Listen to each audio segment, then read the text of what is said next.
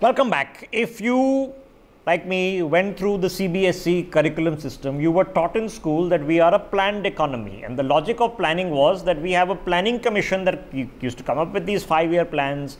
Now it's been reconstituted into something slightly different, which is called the Niti Aayog. And simultaneously, if you look at the budget of India, it used to come under two categories: planned expenditure and unplanned expenditure. Of course, the irony was a large part was unplanned expenditure. Planning. Okay, so now if we are no longer a 5-year plan, which is a very, Soviet Union kind of way of looking at planning, the Prime Minister of this country today has said that coming up soon is a national master plan. Now, this is going to incorporate in large measure infrastructure, and infrastructure is not just buildings and roadways, it's ports, it's railways. It's about missions for all these, including, for example, 100% electrification of railways, all of these things, so that we are working to some cohesive goals. Now, these goals will be ever changing, but in the complexity of what we are, what should that national master plan be? Now, I wish we could discuss it all in 20 minutes. It's not going to be possible, but at least we can begin the conversation in that much time. Let me take the opportunity of introducing our guests. Charu Pragya represents the Bharatiya Janata Party. Joining us on the broadcast, Professor Yamini Agarwal, who is Director of the Indian Institute of Finance, is joining us on the broadcast as well. Dikshu Kukreja, who is a renowned planner, architect, is also with us on the broadcast. And I'll just introduce all our guests, the others, as they join in. Professor Agarwal, now, National Master Plan. What is that in a sense? What is your interpretation of what PM Modi has just said? What does that mean? How is that going to be different from what we are used to of the 5-year plans and Niti Aayog coming up with plans? It's a plan to take the economy towards a 5 trillion economy or a higher economy of a 10 trillion that is being used in terms of the catalysts which have been created by investing into the infrastructure by 1.35 trillion, as well as investment in the health infrastructure, and looking at financial inclusion and the overall sectoral developments in all sectors, whether it is the hydrogen mission or the others, let's say in terms of IT development, digitalization, or all forces that are supposed to, like the Gati Shakti and the others. Okay. Let me just take an interpretation. Dikshu, a part of this is going to be 100 lakh crores. Now, it sounds like a ridiculously large sum, and that's of course going to be extended over several years for infrastructure. When we're looking at a national master plan, the interesting point that the Prime Minister made today was that we build all these plans, but they never integrate into each other. So the port will be far away from the airport, and the airport will be far away from the city center, and the city center will be far away from the metro, and the metro will be far away from the railway station. Does a national planning system, can it happen at that scale, or should it just be a vision document per se? Bishop, I am actually delighted to hear these comments and this vision coming from the master plan. I think a nation of our stature, our size, our scale requires a more holistic kind of an approach, which is what all this master plan is about. And what the Prime Minister has also talked about, breaking the silos. I mean, I've been saying this thing for years now, that unless we break those silos and we look at things holistically, that's the only way the nation can progress. When we look at whether it's economic development, infrastructure, or for that matter, for me, infrastructure is not just about the ports and highways, but it's also the social development. It's the health sector, the education sector. So I think in that sense, it's a very grand and very inspirational, and at the same time very opportune. Okay, so what in the end, when we get it, and the PM said coming soon, do you see it as a vision document that says, okay, in railways we want to do 100% electrification? Because I'm sure it can't go into the minutiae, right? You can just basically put together all these schemes and say, okay, this is how they all integrate with each other, but you can't go into the minutiae. That's physically impossible. No, so this is going to be, as the term master plan suggests, how it differentiates from a vision document is that the vision document just outlays a broad vision or goal, while the master plan does end up setting up some guidelines about how do you achieve that vision, how do you achieve that goal. Certainly it won't go into micromanagement of it. That's further for detailed sector-wise plans to come up. But right now, when the Prime Minister talks about silos, it's about railways, ports, highways, education, all these working independently towards achieving something. Now, the master plan brings all these sectors together to achieve what is really a vision further. Okay, so okay, I think the master plan was the missing link so far. And okay, that's Dikshu, in a very real sense, okay, what are you seeing developing? Okay, that you actually see when you step out of the house. I know that's not happening often these days, but you're seeing changing. That you're saying, okay, this is changing and this is starting to make sense. Before I ask you, what you would like to see change next, what are you seeing changing right now? So, for example, like I'll take your example when you talk about ports or a cargo terminal, which is at one end of a state or a city, while the production area was completely in a different part of the state or district. How do you connect the two? That was the missing link. Now, one way of connecting is that you build another railroad or you build a highway. But the other way to look at it is that if the master plan clearly says that, look, the mining is going on in this part of the state, then why is the cargo terminal not located in that part of the state itself? Why are they at two different ends of the state or district? So this is precisely what the master plan starts addressing. And what I hope and believe this master plan will also look at is, like I'm repeatedly saying, the social side of it also. How do we look at women empowerment, women education, girl education? How do we look at health and women's safety taking place? So these kind of aspects will come into our cities because we need to stop the urban migration. Okay. Our cities are choking, and this master plan will allow that kind of equitable distribution to happen of infrastructure across, the rural areas, the towns, the semi-urban areas. Let me open this up conversation. Sudhanshu Mani joining us. He's a former general manager of the Indian Railways. We interviewed him last year on NewsX because he's one of the creators of the Vande Bharat Express, which has of course become famous. Vice Admiral Shekhar Sinha is also with us now. He's former Chief of Integrated Defence Staff of the Western Navy Command. If I can start with you, Sudhanshu ji, when you hear of the Prime Minister talking about a national master plan, my simple question for people watching a broadcast is, how is this different from, the planned economy, 5-year plan kind of logic, which we were earlier supposed to be working through? Thank you.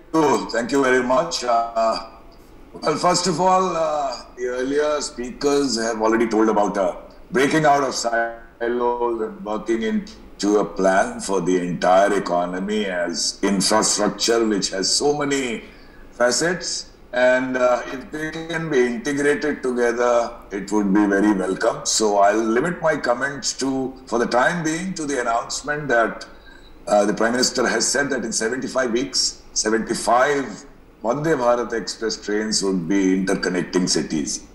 So that is very welcome as far as I am concerned, because as you know, after we created the first 2 trains and they have met so much appreciation from the public. After all, it was just a train, and the void that was being felt for all these 2.5 years or so has been sort of filled up with Prime Minister's announcement. Okay, so and Sudhanshu, the purpose the train served let me just pick on your brain, since that's your that's your baby, okay, and then there's something that you really nurtured. So let me pick on that.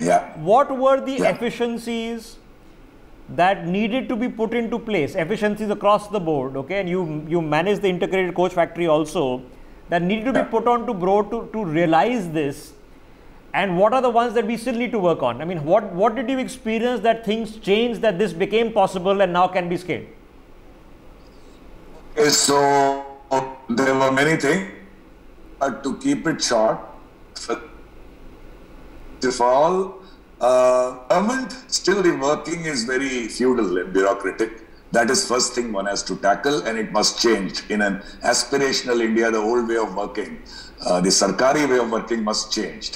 There are a lot of talented people in government. They have ennui written all over their forehead because they do more of the same. They are not challenged to do something new. So that's one part. That was to some extent, I must say, I was able to do. The energy was there. I was able to channelize it. Specific to the train, it was definitely it was the dream of giving to the country something new which we were capable of.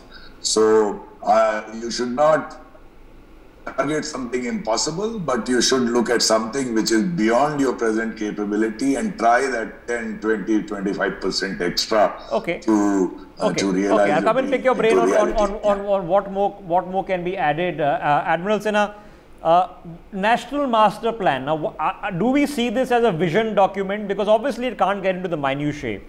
And if it's a vision document, how is this different, or should it be different from what the Niti Aayog already does and the budget already does?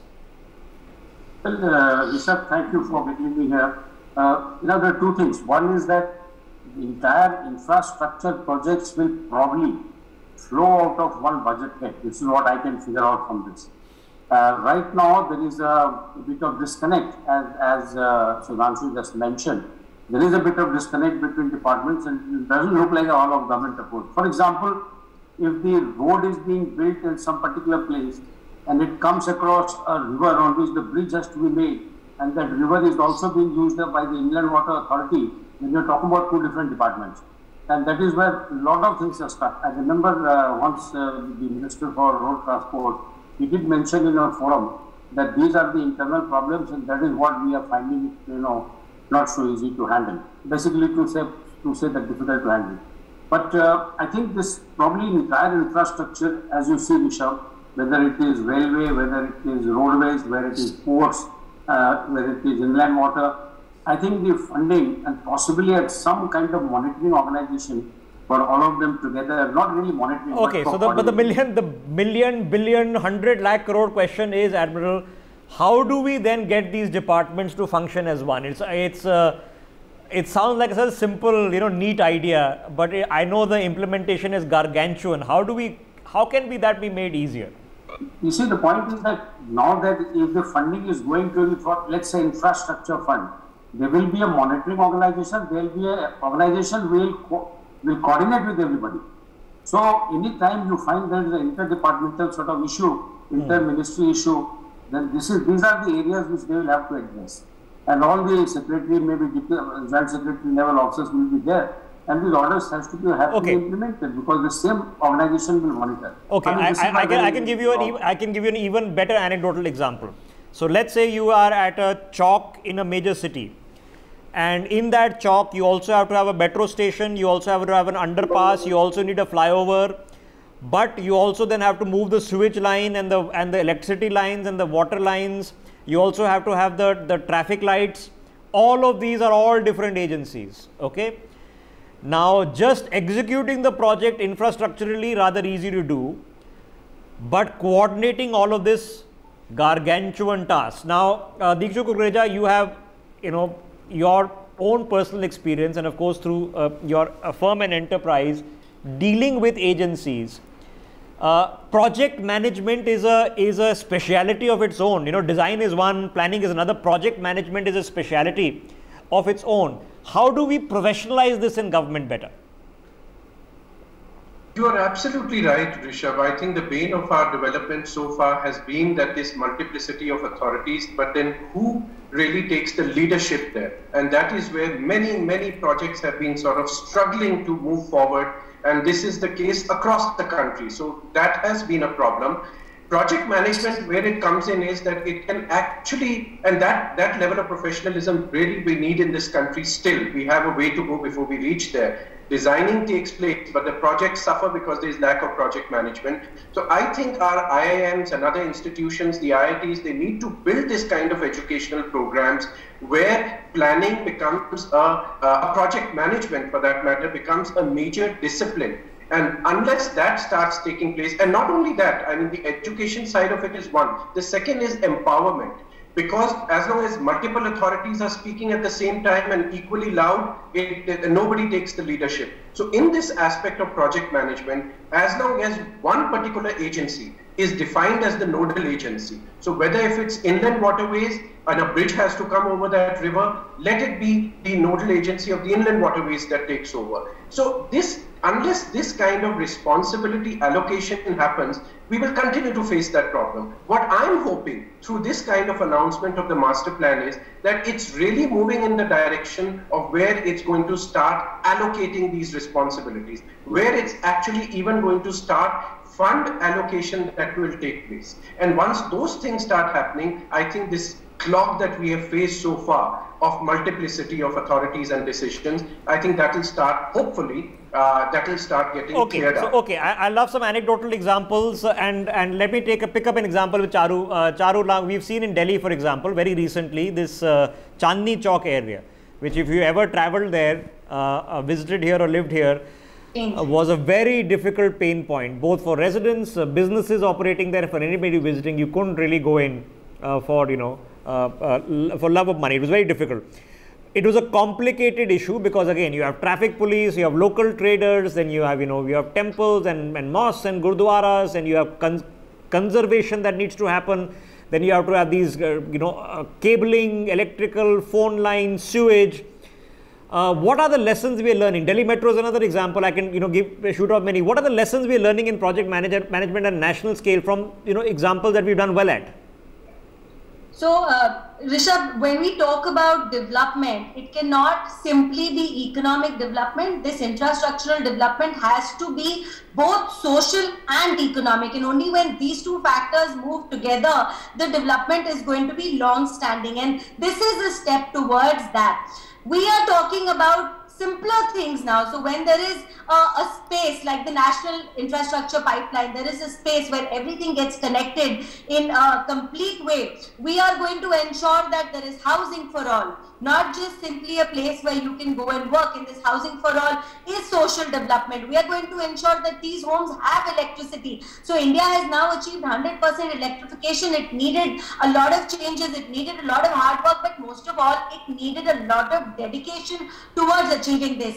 One step forward, the whole the connecting of rural India by roads, that's increased. This grid has been increasing constantly, and it is a step towards not just economic infrastructure. But Charu, the same logic applies. Maybe you can just help us understand, because if the Team of India approach is, and I'm not having a political debate here, is if you guys, young people who come in to be part of the BJP, a new cohort of the BJP, are helping professionalize the party, okay, as a political organization, but in the end as a large organization with lots of crores of people who are the functionaries.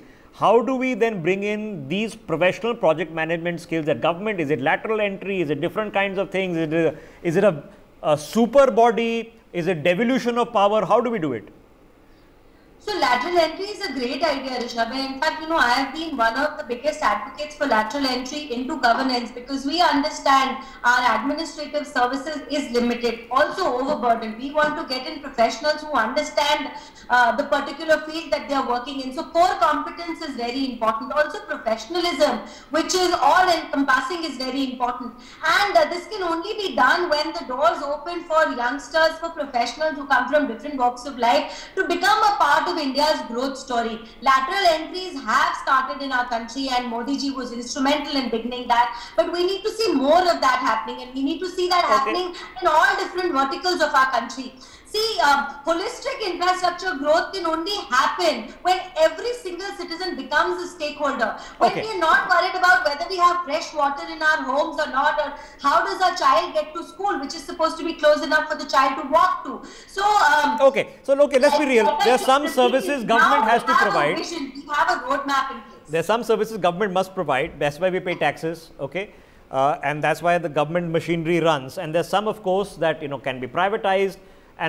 But if not privatized, they have to be professionalized. There's a difference between the two. I need to take a 10-second break. Let me come back to our guests for a final thought on what they would like to see in this national action plan that's coming up shortly. See you in 10 seconds. Welcome back. A national master plan. What should be in it? I'm sure all of you watching this broadcast have ideas. Let me take ideas from people across the panel. Yamini Agarwal, what would your priority list be? What should definitely be there?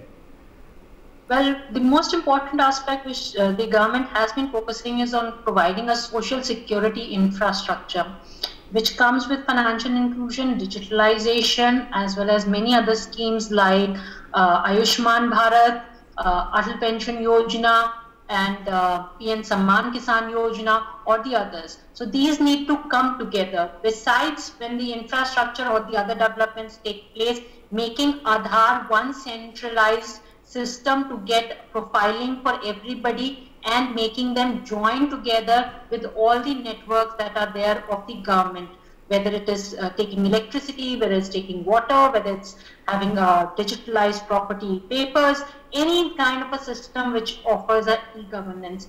Another important aspect which I do see is the branding of India as a superpower with a 5 trillion economy mark through the developments of the infrastructure which are already in pipeline through Sagarmala, Bharatmala projects, and the various other hydrogen mission, including the bringing up of the scrappage policy and so forth. So these are certain things which I do look at. Okay, you know, the simplest national master plan would actually say, you know, it's very simple mathematics. Implementation, of course, is much harder. Otherwise, we would all be billionaires and trillionaires. You want to make a $5 trillion economy. You're currently at 2.7. You need to produce a document and say, where is the balance 2.3 going to come from? So if the organic growth is going to be happening at 6-7%, okay, certain sectors have to be growing at much faster than that, doubling or tripling or 40-50% compound growth.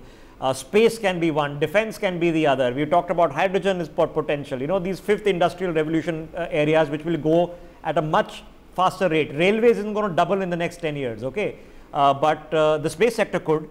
So that breakup would become a lot more easier, and guarantees for people of investment, competitions rather than tenders would be great ideas. I'm just throwing them out there. Admiral Sinha, what must be part of the plan? Because I'm assuming the plan is just not about building roads, but it's also about building ports and security and how to strengthen our borders and whatnot. I think I've just got two small points. Number one, there has to be a cooperative coordination arrangement, very strict, and that all has to be implementable. That is number one. Secondly, as Yamini just mentioned, that all these people who are the fallout, or which are the collateral benefits of this, these people have to be brought inside. And I think that you hit the nail on the head by saying that this Atmanirbhar Bharat, and if that takes off by FDI, little bit of FDI or maybe more FDI in some sectors, out of which defense and space are the two important ones. And I think they will begin to fructify from coming year, Rishabh. You see that submarine strategic project has already been sort of finalized and orders have been given. One in aerospace and one in this, submarine. Okay, but is there room? These Because two itself are a big, very big money. It's a touchy and taboo subject. So let me take the more easier one first. Should a national master plan tell us that we should be striking these defense deals and earning dollars by selling these Astra missiles and Tejas aircraft? Yeah, why not?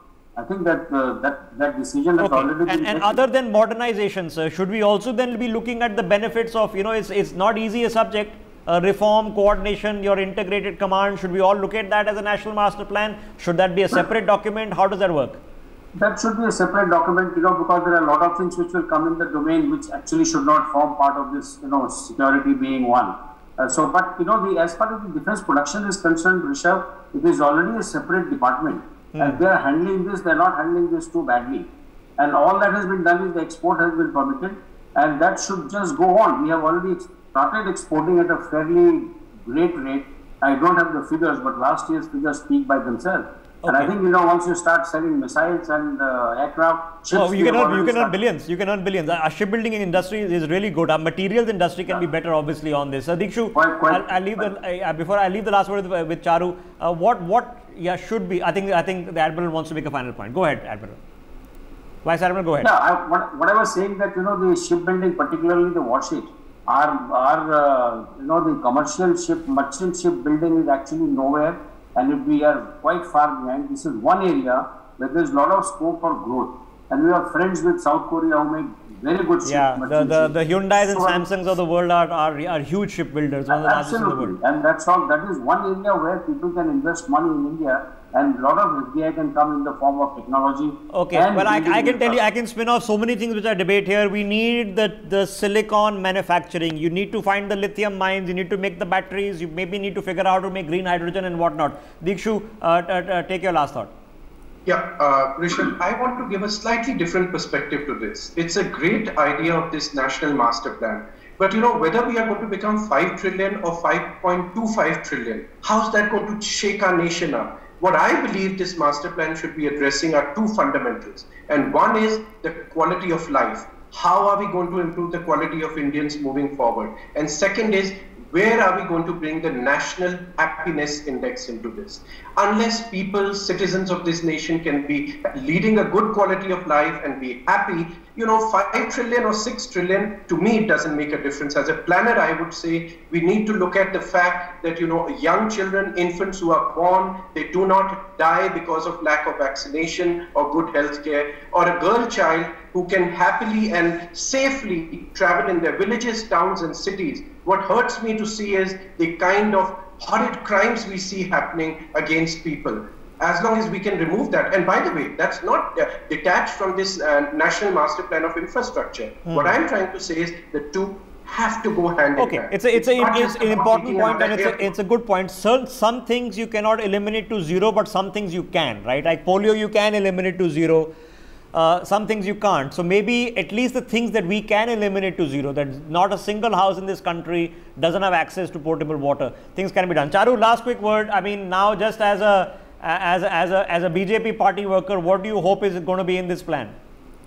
Rishabh, I hope and I know it is going to be more of what our country has been gifted with over the past 7 years. It is going to be ensuring that there is ease of living in our country. The basic infrastructure for the most common man will improve. The best possible infrastructure for our industries will be there, and it's all going to be interconnected and be visible for everybody to see. We are going to ensure that whether it is roads, whether it is fresh water, whether it is LPG, every single mission of Modi ji has been towards taking India to be a Vishwaguru again. This is going to make it more transparent. It is going to fast track it, and like I said, every single year on Independence Day, Modi ji announces something, gives us something which leaves us with food for thought, which leaves behind a project for all of us to work on. Okay, well, I'm out of time. Obviously, the National Master Plan has not been confabulated in the past 20 minutes. But let's keep coming back and having these conversations, because it's about goals and it's about ideas on how to achieve those goals. And we have to think differently, but first and foremost, fundamentally, we have to think as Team India. And if we keep waiting for government, that's not going to be the future. Jump in. You know, if you've ever seen me on NewsX, you don't see me waiting for somebody to give us an idea. We say, okay, what should we do? What's the logical way of doing it? And let's apply all our minds. And if we put our effort here, you put in, you know, the executive, the judiciary, the legislature, the media and industry, and you at home all together, should be possible. Not easy, but still possible. Thank you all for having this conversation. It's been a fascinating one. Happy Independence Day. See you in a couple of minutes.